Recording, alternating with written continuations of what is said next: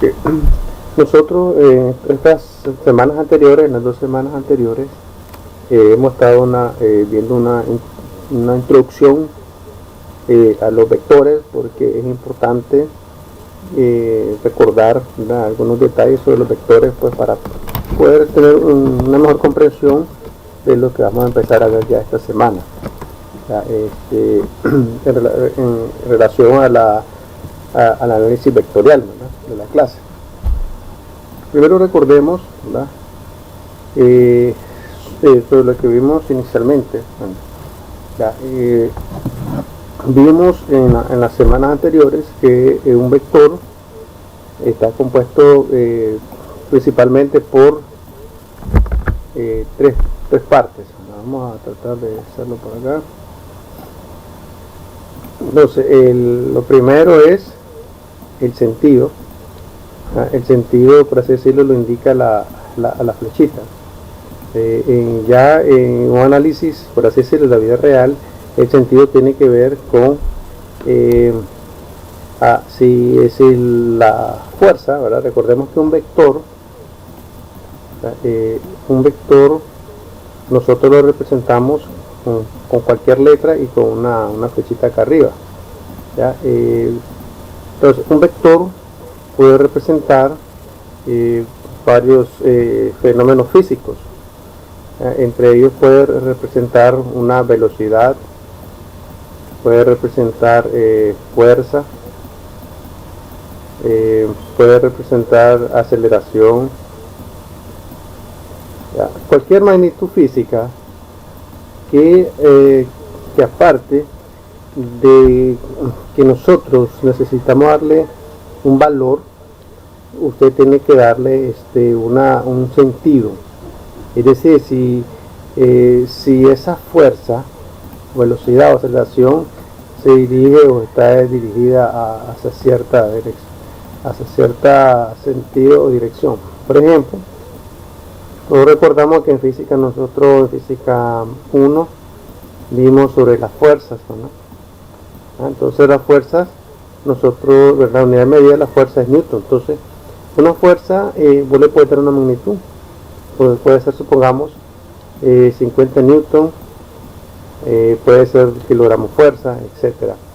Pero no solamente necesitamos saber la magnitud, ¿verdad?, o la unidad de medida de la fuerza, sino que nosotros necesitamos saber si esa fuerza se está aplicando, ¿verdad?, hacia, por ejemplo, acá, sobre la parte superior de la viga, ¿verdad?, si va de arriba hacia abajo, ¿verdad? Necesitamos saber, ¿verdad?, si esa fuerza también puede estar aplicada de abajo hacia arriba, o la fuerza puede estar aplicada de izquierda a derecha, esa fuerza puede estar aplicada de derecha hacia izquierda, e incluso, ¿verdad?, esa fuerza puede tener una gran inclinación, ¿ya?, en cualquiera de sus, con respecto a cualquiera de los ejes.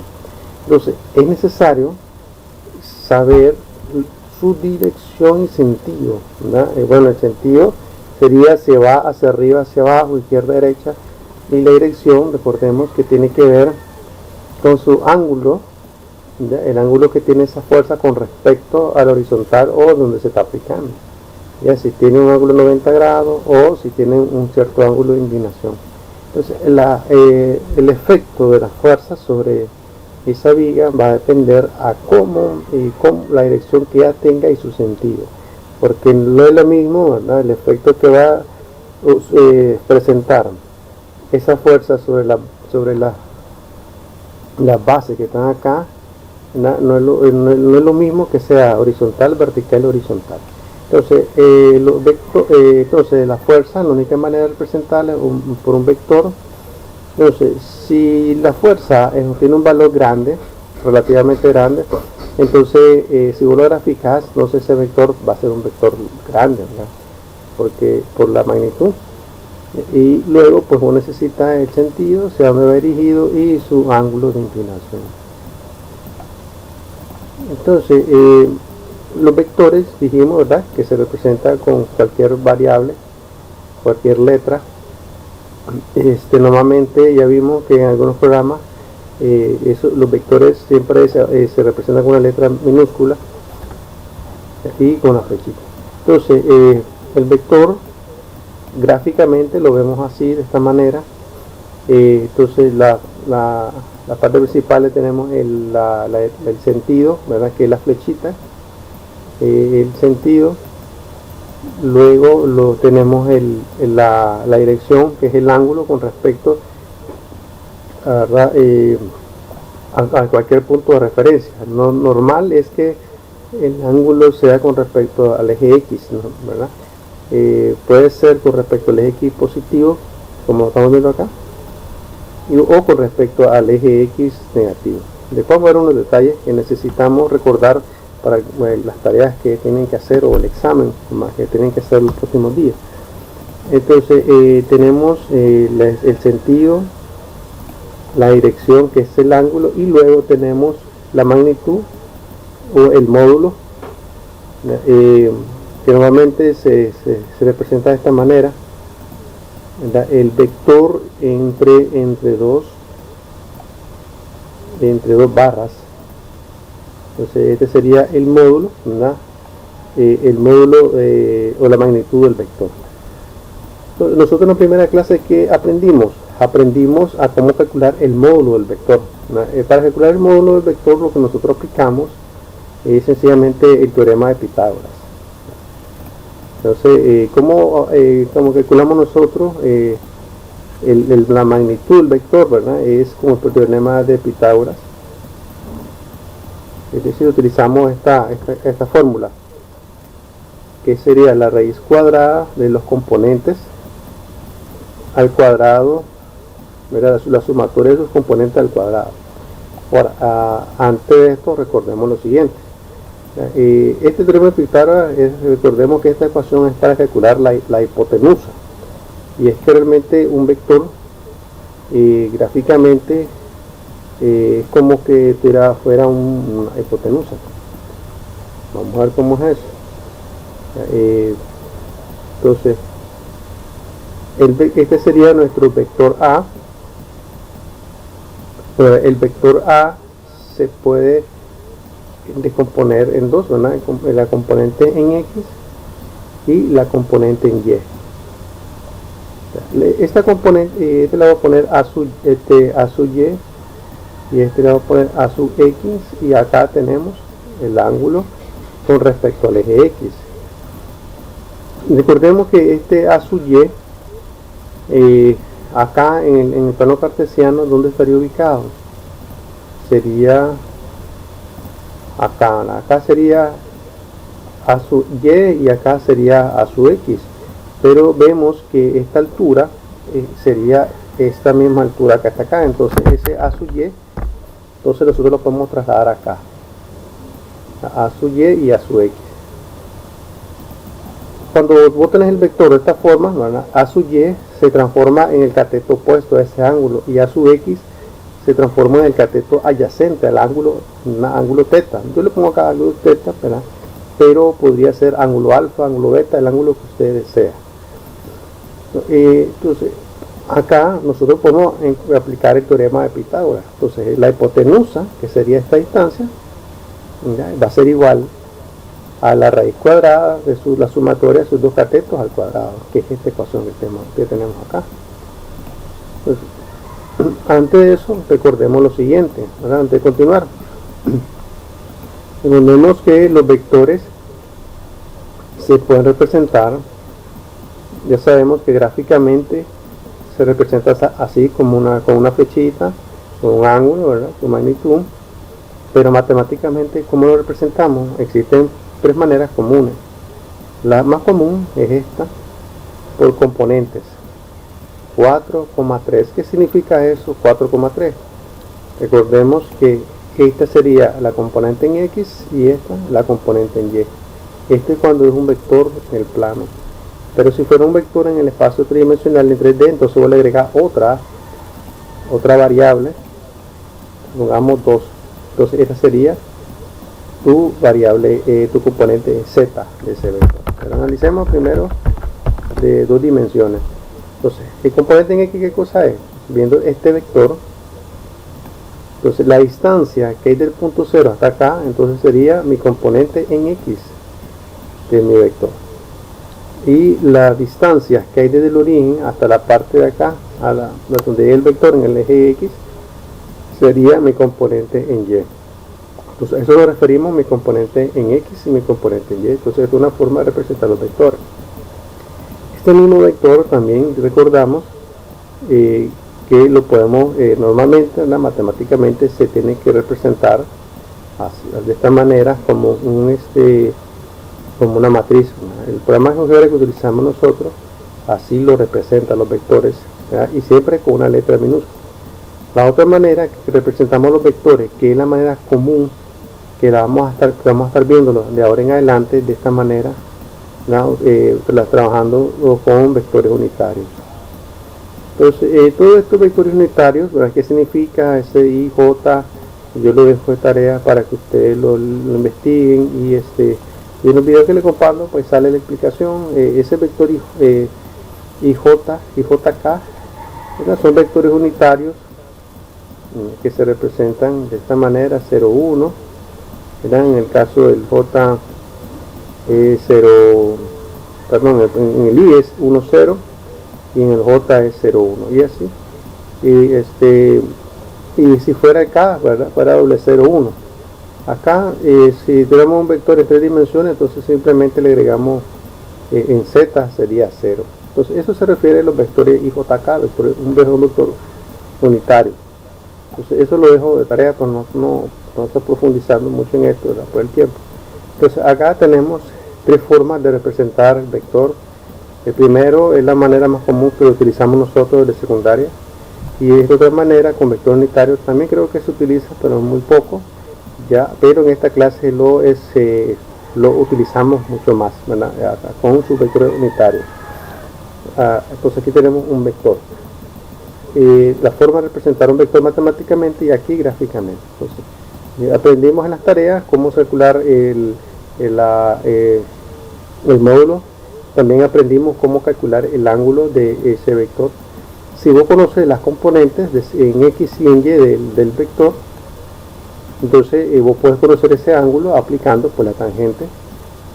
Recuerden, yo le he dicho muchas veces que esto de las razones trigonométricas, de la tangente, el coseno y el seno, ustedes tienen que memorizarlo, ¿verdad? Como futuros ingenieros, tienen que memorizar esto de las razones trigonométricas, la tangente, seno, coseno y todo lo que puedan sobre esto, porque esto se utiliza mucho, no solamente académicamente, sino que también se utiliza mucho en nuestro trabajo para hacer cálculos de distancia, ángulos, muchas cosas, especialmente si usted trabaja en cuestiones de instalaciones.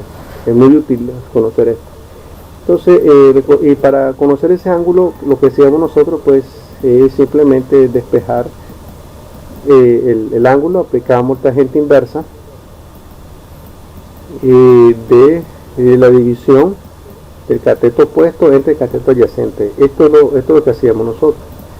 Si su calculadora no le aparece tangente inversa, posiblemente le va a aparecer de la otra forma, que es arco tangente, que es una forma más, tal vez una forma más común. Actualmente se utiliza, en vez de poner tangente inversa, se utiliza ese concepto arco tangente, y es lo mismo. Entonces, así, de esa manera nosotros calculábamos el módulo del vector y el ángulo. Luego, en la clase siguiente, aprendimos a hacer operaciones entre vectores. Acá tenemos un vector A. Vamos a ver un ejemplo que utilizamos en clase. Bueno, después de eso, que nosotros de lo que aprendimos en clase, aprendimos a hacer esto de calcular el módulo, la tangente. Nosotros aprendimos a hacer operaciones entre vectores. Acá no, supongamos que tenemos vector A. Mi vector A, creo que vamos a ver un ejemplo que hicimos en clase. Tuvimos un ejemplo, vector A igual 2,1 y el vector B. El vector B es 3, menos 2. Nosotros lo aprendimos a utilizar esto también, aparte nuevamente utilizando nuestro programa, que nos sirve, es de nuestra utilidad para las clases que vienen. Entonces podemos hacer suma y resta de vectores. Y en el caso de la suma, así hacerlo analíticamente es muy fácil, pero también lo podemos hacer gráficamente. Pero ya vimos que hacerlo gráficamente es mucho más complejo y se utiliza el método de los polígonos. En primer día de clase utilizamos eso. Si usted no llegó, le pido pues que por favor mire los videos en donde se explica eso, porque le va a ser de utilidad para las tareas y para el examen. Entonces, para sumar vectores gráficamente existen el método del polígono y el método de, vamos a ponerse el método de paralelogramo, pero en eso no vamos a profundizar porque supone porque tuvimos que haberlo visto o se mira en física 1, ¿verdad? Pero le dejo esto, que si no llego a clase, que repase estos videos de sumatoria de vectores gráficamente. Entonces, ¿cómo hacíamos nosotros para sumar los vectores? Pues recordemos que al sumar dos vectores, por ejemplo a más b, obtenemos otro vector. Entonces le podemos poner el nombre que queramos nosotros. Vos le puedes poner el vector C, D, E, F, G que creas. Y ese procedimiento consiste en sumar componente con componente, es decir, la componente en X del vector A más la componente en X del vector B, luego componente en Y del vector A y el componente en Y del vector B. Entonces, por lo que hacía hacer lo siguiente. Entonces, A más B nos va a dar un vector C. Yo sí en este caso así le puse, así se me ocurrió ponerlo. Entonces, vos sumás 2 más 3, nos va a dar igual a 5. Estamos sumando el componente X de los dos vectores. Y luego decimos 1 más menos 1.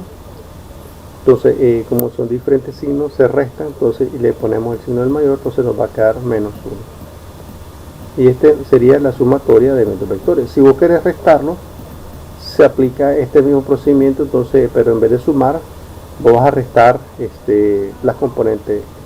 Sería 2 menos 3 y 1 menos 1. Siempre tenemos que aplicar la ley de los signos a la hora de hacer la suma o resta de vectores. Entonces, y esto fue el que utilizamos en la clase anterior. Después que aprendimos a calcular los módulos de los vectores. Supongamos aquí utilicemos este mismo vector A. Entonces, el módulo de un vector, ¿cómo se representa? De esta manera. Bueno, el módulo, eso lo vimos ya en la clase anterior, pero en la primera clase, pero después lo recordamos, que el módulo consiste en la raíz cuadrada de la sumatoria del cuadrado de las componentes de mi vector, es decir, x y. ¿Para qué aprendíamos esto? Pues para calcular el vector unitario de mi vector. Sí, entonces el vector unitario, la fórmula es esta, es el vector entre el módulo del vector. Entonces, esta es mi fórmula, mi ecuación para encontrar un vector unitario del vector A. Ya, si el vector B, voy a utilizar la misma ecuación, solo que acá en vez de poner A sería el vector B. ¿Y qué cosa es un vector unitario? Supongamos que vos tenés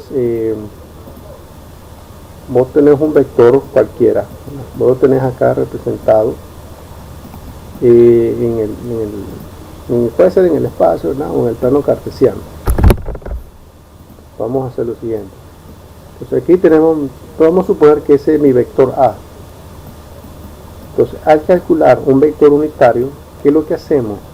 Es realmente transformamos este vector A en un vector de distancia 1. Supongamos que este vector A, el módulo de él, tenga una distancia de 5. Ya puede ser 5, 6, cualquier número, 5.5, etc. Entonces, al transformarlo nosotros en un vector unitario, es decir, lo que hacemos es, por así decirlo, lo comprimimos, ¿verdad? Como que lo comprimamos, y en vez de medir 5, entonces va a medir una longitud o un módulo de 1. Entonces su longitud va a ser de 1. Entonces, pero ¿qué pasa? Ese vector tiene la misma dirección y sentido que el vector original A, es decir, tiene el mismo ángulo. Supongamos que acá tiene el mismo ángulo de inclinación con respecto a cualquiera de los ejes, ¿verdad? Sea el eje X, el eje Y, etcétera, y tiene el mismo sentido, es decir, la flechita de mi vector unitario está apuntando en la misma dirección, el mismo sentido de mi vector original A. Eso es un vector unitario. Entonces, eso es lo que logramos nosotros al aplicar esta fórmula de vector unitario, ¿verdad? Que este es una U, una flechita igual a el vector A entre el módulo del vector A. Entonces, vamos a ver un ejemplo de los que miramos en clase. Por ejemplo, tenemos el siguiente vector. Vamos, el vector A, este fue uno de los que miramos en clase. Entonces aquí tengo mi vector A, va a ser igual a menos 3,4. Entonces calculemos el vector unitario de este vector. Entonces lo que hicimos nosotros en clase, bueno, primero lo que hay que hacer es calcular el módulo de ese vector. Se logra sacando la raíz cuadrada de la sumatoria al cuadrado de los componentes de ese vector. Entonces tenemos esto. Vos aplicas esa operación y vas a obtener el siguiente resultado. Te da un valor de 5. Ojo, hay veces los resultados del módulo de un vector no necesariamente tiene que ser así un número un número entero. Por lo general, supongamos que el resultado no hubiera sido acá, esto como que nosotros habíamos sacado la raíz de 25. Es decir, al aplicar esa operación, todo esto no va a quedar así, raíz de 25, entonces la raíz cuadrada de 25 es 5. Pero supongamos que hubiera sido, por ejemplo, en vez de 25, hubiera sido un número 4, supongamos 4. Entonces, normalmente en matemáticas, ¿verdad? Acá, cuando vos te dan un resultado así, de esta manera, raíz cuadrada de 4 no, porque tiene 2, entonces pongámosle 3.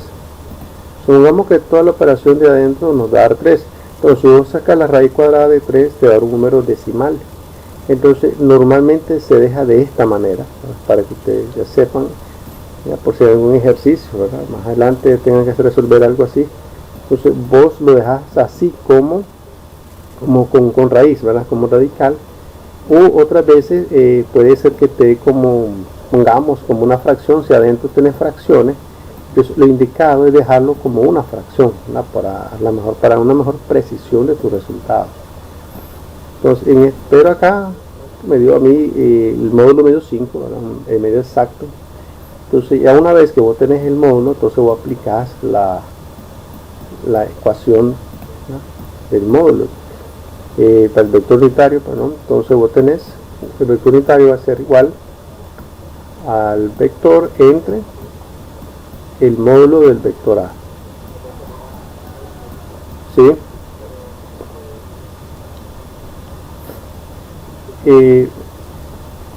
Sí, es como es lo que le decía ahorita. Supongamos que todo lo que vos resolvés dentro de la raíz cuadrada te dé un número que no tenga raíz cuadrada exacta, significa entonces que te va a dar un decimal si vos sacas la raíz cuadrada.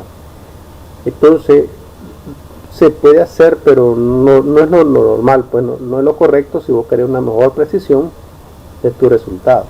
Por ejemplo, ahí, ¿cuál es la raíz cuadrada de 3? Vamos a usar mi calculadora. La raíz cuadrada de 3 es 1.73 y un montón de decimales. Entonces, si querés lo puedes redondear a 2 3 decimales. Entonces, esto se puede, pues. Entonces, si en el examen una tarea yo les digo que la respuesta de la del módulo tiene que ser en decimales, y entonces vos tenés que ver en cuántos decimales. Les digo que lo redondeen, pero esto pues no es lo común. Lo correcto es que vos lo dejes así, ¿verdad? Como raíz cuadrada. Si os le parece en el examen esto, calcular el módulo de un vector, y entonces yo lo tendría que indicar ahí que con cuántos decimales, porque lógicamente el programa Moodle no me permite dejar respuestas así con radicales ni con fracciones.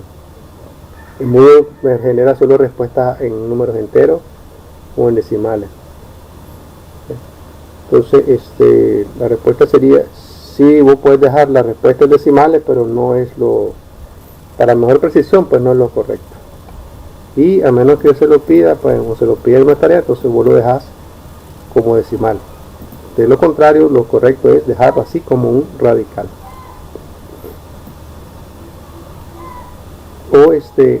O dejarlo como fracción, pues porque los vectores de un vector puede ser también fracciones. Entonces supongamos que tenga esa respuesta, raíz cuadrada de 4b. Vos puedes sacar la raíz cuadrada de una fracción. Entonces, si vos obtenés una respuesta como, o sea, la raíz cuadrada, vos la puedes dejar como una fracción, excelente. Un ejemplo puede ser 2. Un ejemplo que tenga raíz cuadrada, ponle 4 sobre 16, un ejemplo. Raíz cuadrada de esto, entonces te va a dar 2 sobre 4. Entonces se puede, pero si te da como un decimal, entonces lo correcto es que lo dejes así, ¿verdad? Como de esta manera. Okay, entonces acá ya tenemos los datos necesarios para pasar ese vector a un vector unitario. Entonces vos venís, pones el vector acá arriba, sería menos 3, 4. Recuerden que este mismo procedimiento se utiliza cuando son vectores de 3 dimensiones, cuando tienen 3 componentes x, y, z. Es el mismo procedimiento, pero no lo vamos a hacer, ¿verdad?, por cuestión de tiempo. Y todo esto entre el módulo. ¿Cuánto fue el módulo? El módulo fue 5. Y ya aquí lo vamos a poner como 5 una sola vez. Entonces tu vector unitario, ¿cómo quedaría? Voy a dividir tu componente entre 5, entonces te quedaría menos 3 quintos, 4 quintos. Si su respuesta ustedes la han dejado como un decimal, ¿cómo hubiera quedado tu vector unitario? Por ejemplo, menos 3 sobre 1.73. La verdad que se mira raro a dejar eso, porque tendría que dejarlo así, miren. 4 entre 1.73. Esto es un ejemplo si hubiéramos decidido dejar nuestra respuesta como decimal. Entonces, así se puede, ¿no? Se puede, ¿no? Pero lo ideal es como tenga que quedar, en vez de ponerlo así como decimal, así como raíz de 3. Esta es la manera correcta y común, ¿verdad?, que se presentan los resultados cuando son números racionales. Ya, se dejan como con raíz, no así con un decimal. Pero si yo lo dejo así en una tarea en el examen, o en un examen, yo le digo que me lo dejen como decimal, entonces dejen ustedes como decimal, porque lógicamente el programa no me permite hacer más. Entonces aquí calculamos nuestro vector unitario de un vector A. Todos los vectores usted le puede sacar un vector unitario. ¿Qué significa eso? Dijimos que usted comprima el vector. Va a reducir su longitud a un tamaño 1, a una longitud 1, pero siempre con la misma dirección y el mismo sentido de su vector original. Entonces este es mi vector unitario. Creo que en clase hicimos eso. Nosotros vos graficás. Si, por ejemplo, ¿cómo sabemos que tu vector unitario, tu respuesta está correcta? Sencillo, vos graficás este vector en GeoGebra. Recuerden que se escribe igual así como está, A igual paréntesis menos 3,4, y después ingresa el otro vector, menos 3 quintos, 4 quintos, y entonces ese vector va a coincidir exactamente sobre el otro vector, el mismo ángulo, mismo sentido, solo pues que su longitud va a ser 1. Después de ver vector unitario, estuvimos también aprendiendo sobre el producto punto y el producto Producto punto de entre dos vectores o producto escalar, que se representa de esta manera. Este es mi producto punto y acá tengo mi producto vectorial o producto cruz. Se conoce de esas dos maneras, ¿verdad? Producto punto, producto cruz. Esto recordemos que no es multiplicación. Se aplican en cada uno de estos cálculos, se aplica todo: suma, resta, multiplicación, incluso pues división, ¿no? Si son fracciones. Entonces este es nuestro producto punto y nuestro producto cruz. Gráficamente, acá, los resultados que obtenemos de esas operaciones pueden ser que nos sirva para calcular ángulos. En el caso de producto punto, normalmente es para calcular el ángulo entre dos vectores, porque la representación del producto punto, vamos a hacer acá abajo, voy a borrar esto para escribirlo. El producto punto consiste en sumar, multiplicar los componentes de cada vector y después sumarlos. Entonces vamos a hacerlo, ¿verdad?, de la manera, vamos a escribirlo de forma matemática. Lo normal de este punto es mire, es que vos multiplicás se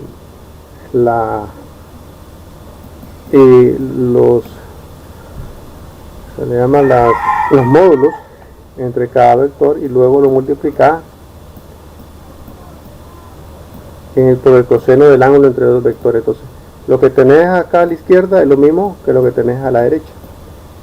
Entonces, ¿qué significa eso, no? Si vos tenés, por ejemplo, acá dos vectores,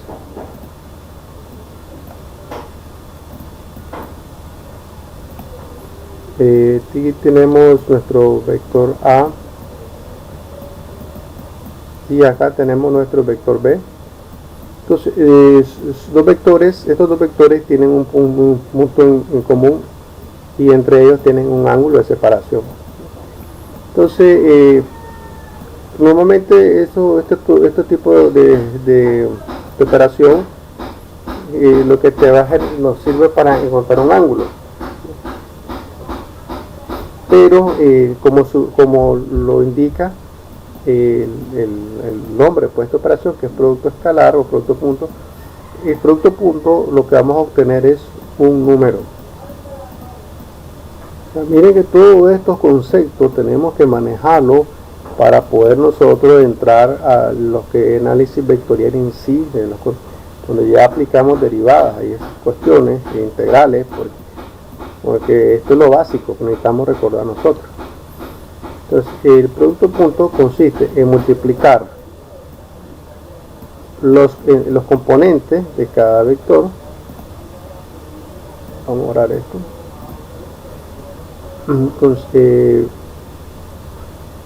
y después sumarlo. Sería el componente en X de A por el componente en X de B y después sumado con el componente en Y de A más el componente por el componente de Y de B. Supongamos que tenemos dos vectores. Vamos a utilizar el ejemplo que vimos en clase. Vamos a utilizar creo que este lo utilizamos en clase, el vector A 2, menos 1 producto punto, bueno, aquí tenemos el vector B. El vector B sería 5,2. Entonces, si nosotros aplicáramos el producto punto entre estos dos vectores, entonces haríamos lo siguiente: a punto B, recordemos que este punto es un punto que está a mitad de las letras, ¿verdad? No es como el punto que utilizamos para escribir. Entonces a punto B sería multiplicar la componente en X de mi vector A. ¿Cuál es mi componente en X? Esta, miren, y acá la componente en Y. Entonces la componente en X del vector A por el componente en X del vector Y más el componente en Y de mi vector A por el componente en Y de mi vector B. Entonces vos acá tenés que utilizar la regla de los signos. Eso es lo único que tenemos que tener cuidado al aplicar este tipo de operación. Entonces voy a realizar esa operación, entonces obtenemos 8. Entonces, en producto punto obtenemos, ¿verdad?, un número, un escalar, pero eso se le llama también producto escalar. Eso consiste en producto punto. Y luego vimos el que es el producto el producto cruz. Vamos a ver el ejemplo que utilizamos en clase. Acá tengo un vector A. Normalmente este producto cruz se utiliza cuando son vectores en el espacio, es decir, en R3, que tengan las tres componentes. Ya vamos a ver por qué. Miren, este es el ejemplo que vimos en clase. El vector A va a ser igual 1,3, menos 4. Luego tenemos vector B, va a ser igual a menos 6, coma 7, menos 5. Tengo mis dos vectores. Gráficamente, ¿qué consiste eso? Pues vos tenés dos vectores, el vector A, y acá tenemos nuestro vector B. Esto nosotros también utilizamos en nuestro programa en la clase, pues, para visualizar mejor esto. Pues vos tenés un vector A y un vector B en el espacio tridimensional, y yo no hago acá las líneas porque si no se me haría un alboroto, ¿no? Supongamos que este fuera mi eje Z, acá fuera mi eje X y acá fuera mi eje Y. Entonces este seríamos X, Y mi eje Z. Entonces cuando vos aplicás el producto cruz entre dos vectores, ¿qué es lo que vas a obtener? Vas a obtener otro vector. Vamos a ponerle en otro color. Miren, un vector que es perpendicular a ellos dos y tiene un ángulo de 90 grados con respecto al vector A y con respecto al vector B. Como vamos a obtener otro vector, vos le puedes poner otro nombre, pero ahorita lo vamos a poner acá así, una A cruz B. A cruz B, siempre le ponemos acá las flechitas para indicar que son vectores. Entonces, al hacer esto, vos vas a obtener un vector que tiene un ángulo de 90 grados con respecto a esos dos vectores. Ahora, si luego vos lo desarrollas o sacás el módulo, es decir, vos vas a obtener, por ejemplo, vos aplicás A cruz B, obtener un vector, pongámosle C. Yo le pongo C. Entonces vos vas a obtener otro vector con componente X, Y y Z. Ya, es decir, cualquier número, pero vos venís y le sacás el módulo de ese vector. Es decir, sacar raíz cuadrada de esos tres valores y lo suma, y luego lo llevar al cuadrado y lo suma, vas a obtener un número. Entonces ese número corresponde gráficamente, ¿verdad?, a esta área, ¿no?, a esta área que está acá.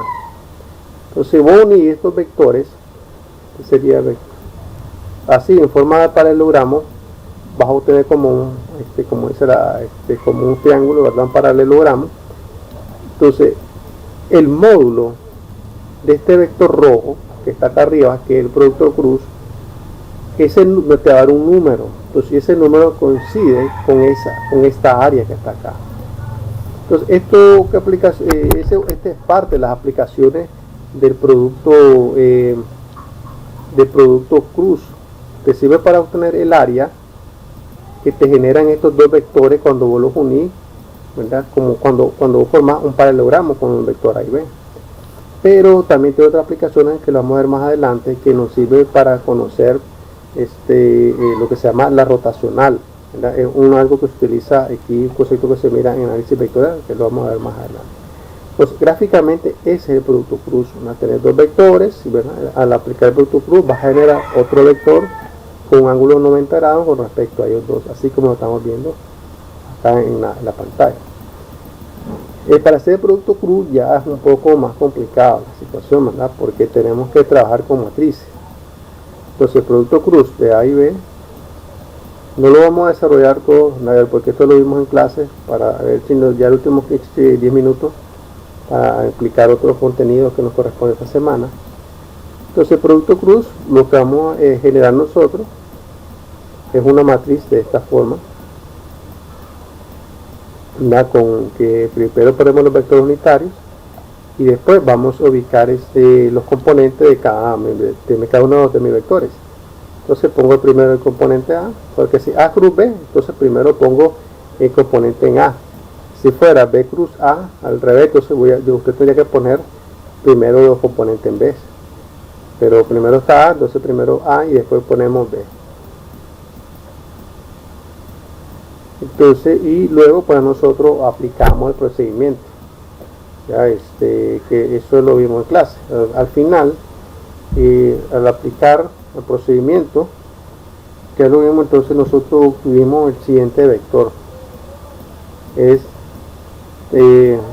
Normalmente la respuesta, cuando vos tenés esto, lo puedes poner así, como en forma de componentes.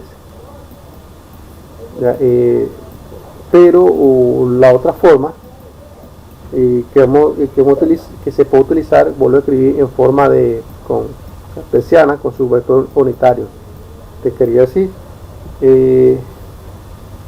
13i más 29j. Recordemos que aquí también hay que tener mucho cuidado con los signos. Ya esta respuesta que obtuvimos nosotros en clase fue ya aplicando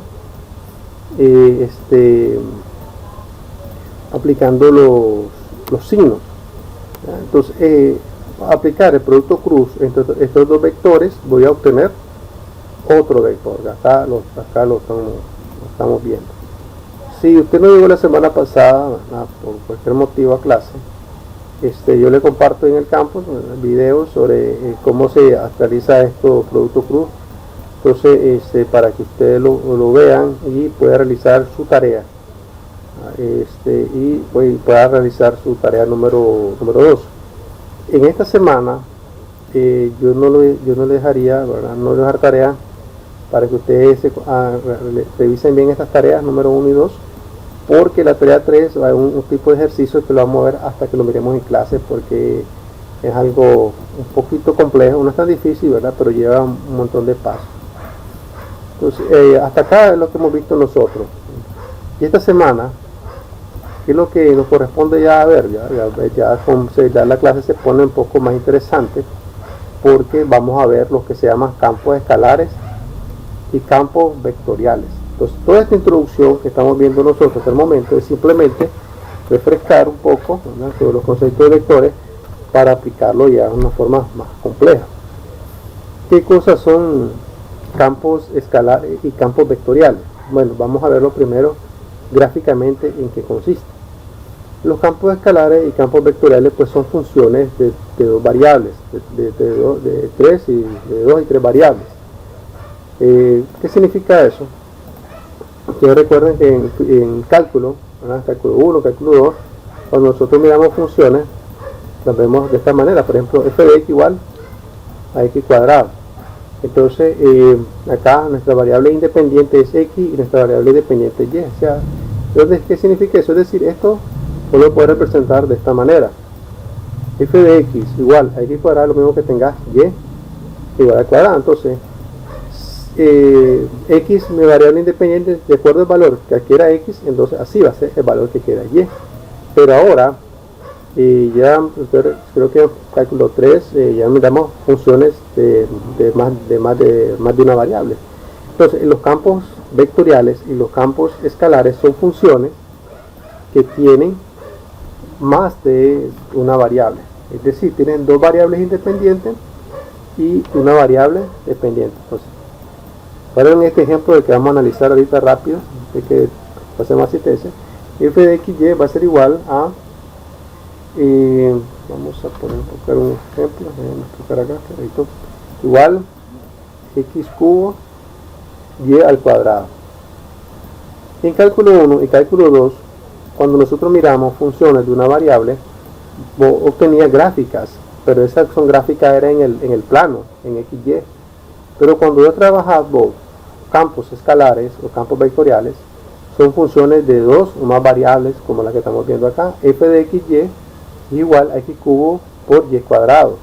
Entonces vos vas a obtener ahora ya no una figura en el plano, sino vas a obtener una gráfica tridimensionalmente.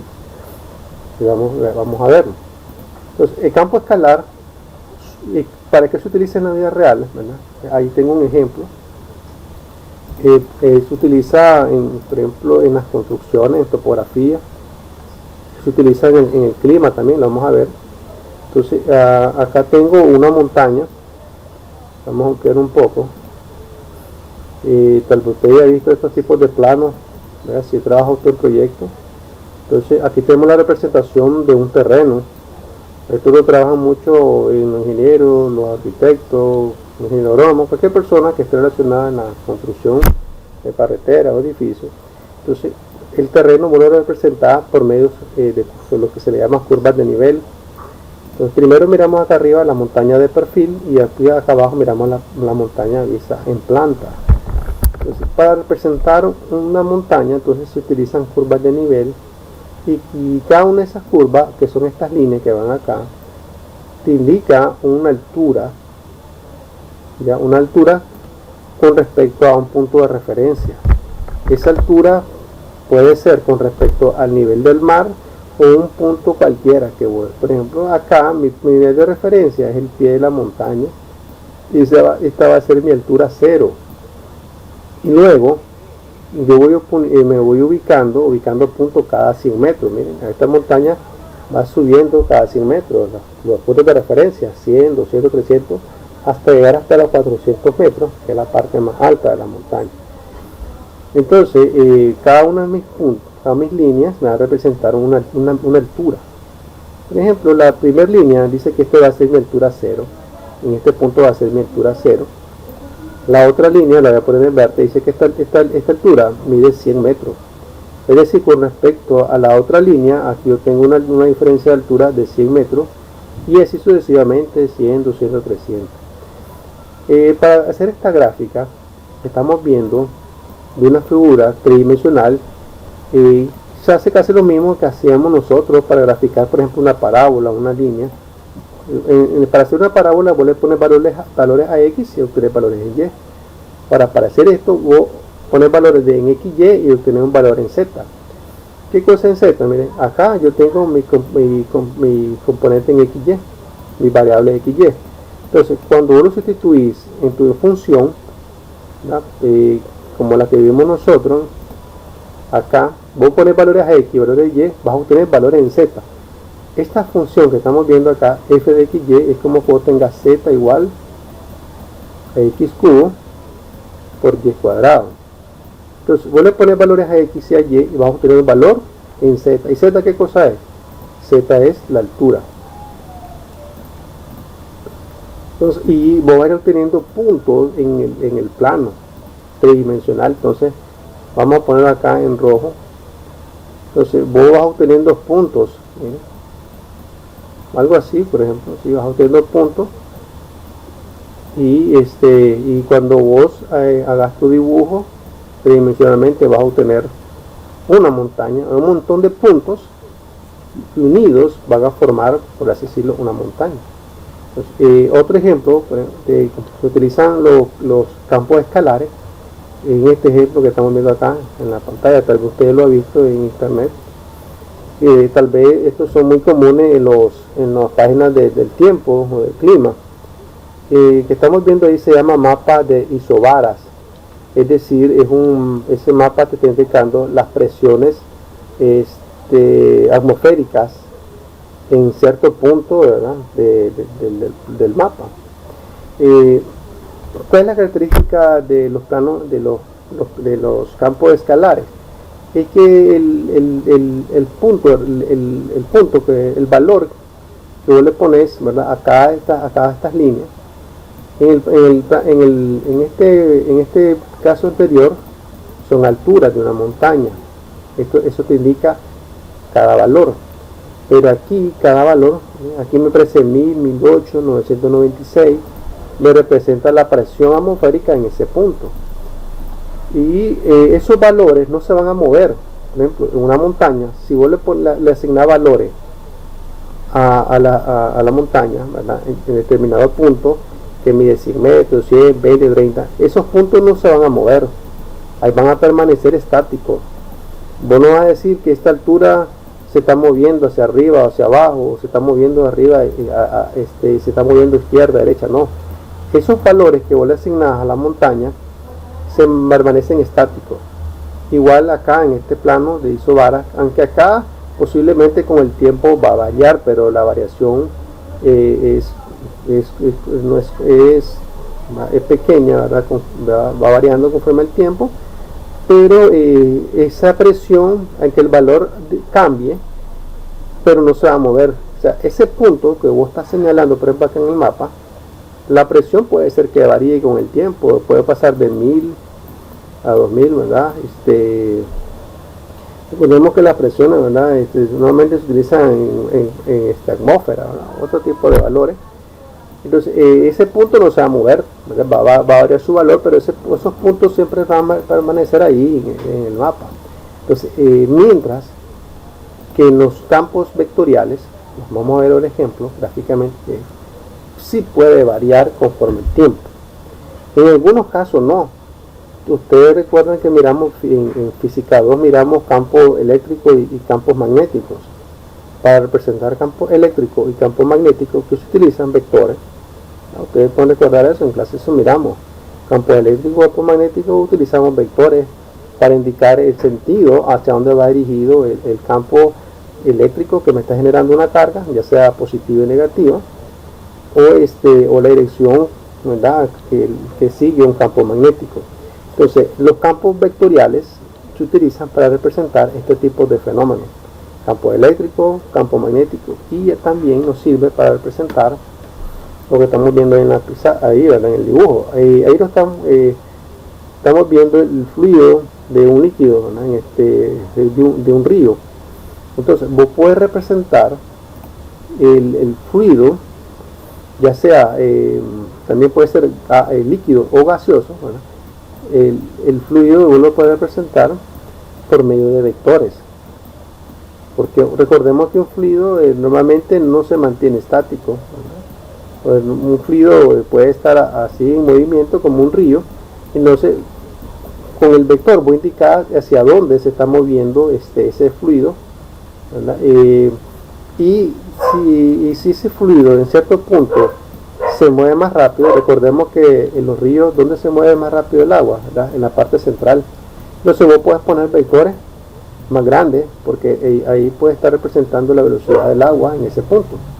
Y en los extremos, en las orillas del río, recordemos que el agua se mueve más lento por la fricción. Entonces vos lo representás con vectores más pequeños, ¿verdad? Porque ahí la velocidad, o sea, ese vector te está representando la velocidad del fluido en ese punto, y entonces te está indicando la dirección. Entonces los campos escalares tienen la función de representar puntos en el plano, que te indica un valor, pero ese punto no se está moviendo, ese valor no tiene una dirección de movimiento o una dirección, ¿verdad? Hacia que esté donde se está moviendo. En los campos escalares no se mueve ese valor, mientras que en los campos vectoriales ese valor que vos estás dando a ese punto sí tiene un sentido hacia donde se está moviendo, y eso te puede afectar los cálculos que vos estás realizando. Así lo veremos en forma gráfica, un campo escalar y un campo vectorial. Ahora, para terminar, veamos, analicemos en forma matemática. En forma matemática, miren, esto es un campo escalar. Es decir, es una función de dos variables, miren, como estamos viendo acá, que tiene dos variables independientes, x, y una variable dependiente, z. Entonces, si vos graficas esto, vamos para ya ahora en adelante vamos a utilizar, por ejemplo, estas 3-4 semanas el siguiente programa. Yo le comparto el enlace, CalClub 3D. Miren, acá yo tengo un campo escalar. Miren, tengo como una montaña, pero voy a escribir la ecuación que yo escribí, ¿verdad? Que estamos utilizando de ejemplo. F de XY igual a X cubo por Y al cuadrado. Entonces, si vos lo graficás, acá lo voy a hacer yo. Vamos a ver qué es lo que vamos a obtener. X cubo por Y al cuadrado. Y doy enter. Y aquí lo que obtengo, miren, yo obtengo esta gráfica. Ahora, normalmente los campos escalares no se analizan así, de esta manera. Vos lo puedes graficar en 3D para tenerte una idea hacia qué dirección, por así decirlo, la gráfica sube y en qué punto la gráfica baja. Ahí podemos ver nosotros que en estos sectores de acá, como que la gráfica va subiendo, y en este sector de acá la gráfica va bajando. Entonces, para eso te sirve, voy a decir, hombre, ya esta gráfica tiene un comportamiento así que va bajando, va subiendo, ¿verdad? Va de forma ascendente. Pero gráficamente lo analizamos nosotros como en planta, como la montaña, así con curvas de nivel. Vamos a generarlo ahorita. Entonces voy a generar esta gráfica en planta, con curvas de nivel. Vamos para que se genere.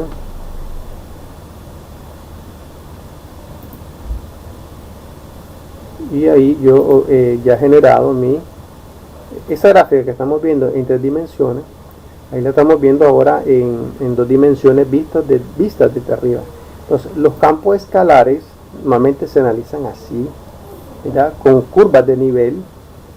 Ahora, ¿cuál es el detalle cuando vos lo miras así con curvas de nivel y vos lo graficás en 3D? Pues vos no sabes si esas curvas de nivel, tal vez lo pueden ver en la pantalla, va subiendo hacia acá. Suponete que es una montaña, vos no sabes aquí si va subiendo o va bajando. La única manera de saber si está subiendo o bajando es que te pongan los valores a cada línea de nivel, a cada curva de nivel, para saber hacia dónde está subiendo o bajando. Si supongamos que es una montaña. También muchas veces el campo escalar puede servir para representar el cambio de temperatura en el espacio, en un punto del espacio. Entonces, esto es un campo escalar. ¿Cómo se miraría un campo vectorial? Vamos a hacer esto antes de pasar a la asistencia. Vamos a hacerlo rápido. ¿Cómo se miraría un campo vectorial? Esto que está acá es un campo escalar. Ahora, los campos vectoriales son funciones también. Vamos a escribir acá un ejemplo. Entonces, aquí tengo nuevamente los campos vectoriales se escriben la F mayúscula. En los campos escalares se escribe la F minúscula. En campos vectoriales, F mayúscula. Entonces voy a decir F de XY. Miren, siempre trabajamos con 2 variables independientes, igual a menos Y más XJ. Entonces, el campo vectorial lo puede representar de esa manera, así, con sus vectores unitarios. Es la forma más común de hacerlo. Pero también un campo vectorial lo puede representar en forma de componente. F de XY igual a menos Y, X. Arriba, ¿verdad? Acá lo tenemos en forma de componente, en forma cartesiana con sus vectores unitarios. Y acá abajo lo tenemos en forma de componente. Entonces, en este caso significa lo mismo, ¿verdad? Parecido al otro, el otro campo escalar. Vos le pones valores a XY y vas a obtener, ahora no vas a obtener un número como en el campo escalares. Aquí vas a obtener otro vector, vas a obtener. Y la próxima semana yo les pido que no se pierdan. Vamos a tratar de avanzar en este contenido porque no es tan difícil, pero hay muchos conceptos. Les pido que lleguen. Así que vamos a ver esto ya de los campos escalares y hacer unas operaciones. Entonces acá tengo mi campo vectorial, esto forma matemática. ¿Cómo se miraría esta gráfica? Vámonos al programa para ver cómo se miraría. Voy a generar ahora un campo vectorial. Entonces aquí él tiene este programa una opción de poner campos vectoriales.